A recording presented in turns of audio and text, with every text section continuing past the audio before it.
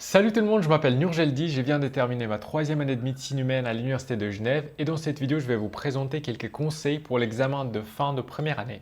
J'ai divisé cette vidéo en plusieurs parties, pendant l'année, pendant la période des révisions, pendant le jour de l'examen et après les examens. Vous retrouverez tous les timecodes en bas dans la description.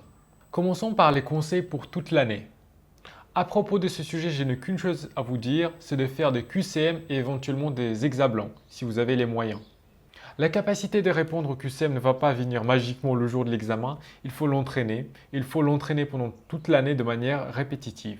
Passons maintenant à la période de révision. Alors comment j'organisais ma période de révision?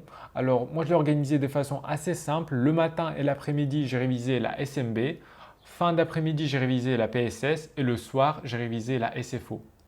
Pour savoir ce que j'allais réviser à une période donnée, moi je me référais à mon retrospective timetable. Si vous ne voyez pas de quoi il s'agit, vous pouvez regarder cette vidéo où on vous explique comment ça marche. Aussi, je vous conseille de ne pas trop bosser pendant la période de révision afin d'éviter le burn-out.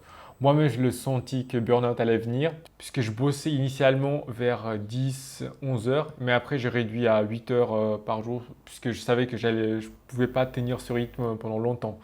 Donc si vous voyez que vous êtes trop fatigué à la fin de vos journées, n'hésitez pas à les réduire. Personnellement, ce que j'avais fait pour éviter le burn-out. Et aussi, je vais le répéter encore une fois, faites des QCM et éventuellement un examen si vous avez des moyens pendant cette période de révision. N'oubliez pas de prendre des pauses, par exemple aller faire des démarches ou aller appeler votre famille, c'est bien pour se défouler un petit peu. Aussi, un autre conseil, c'est d'utiliser votre calculatrice tous les jours. Comme ça, vous développez une mémoire musculaire et ainsi, le jour de l'examen, vous allez taper plus vite les chiffres sur votre calculatrice. Pour réviser la SFO, ce qui a bien marché pour moi, c'est de revoir vite fait les cours, mais aussi mettre un gros accent sur les séries des profs. Donc j'ai refait plusieurs fois les exercices. En ce qui concerne la SMB, personnellement, je n'ai pas eu le temps d'aller réviser tous les cours qui ont été enseignés dans cette branche. Donc ce que j'ai fait, j'ai priorisé les cours que je maîtrise le moins grâce à mon retrospective timetable. Un autre conseil, c'est de ne pas négliger les sciences sociales, la PSS et la MIGA. Tous les points sont bons à prendre. Aussi pour la chimie organique, même si vous la laissez tomber, ne la laissez pas tomber complètement. Apprenez des trucs qui peuvent être appris par cœur, par exemple le groupe fonctionnel. Comme ça, vous pouvez gratter quelques points le jour de l'examen. Maintenant, on va passer au jour de l'examen. Alors, ce qu'il faut faire avant l'examen. Déjà, pour commencer, c'est dormir suffisamment la veille.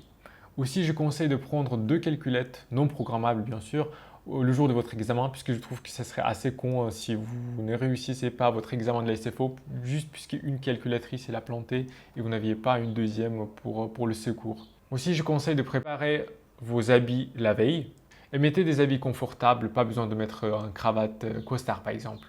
Aussi, ce que j'avais fait le jour d'examen, j'ai pris des boules caisses pour pouvoir mieux me concentrer.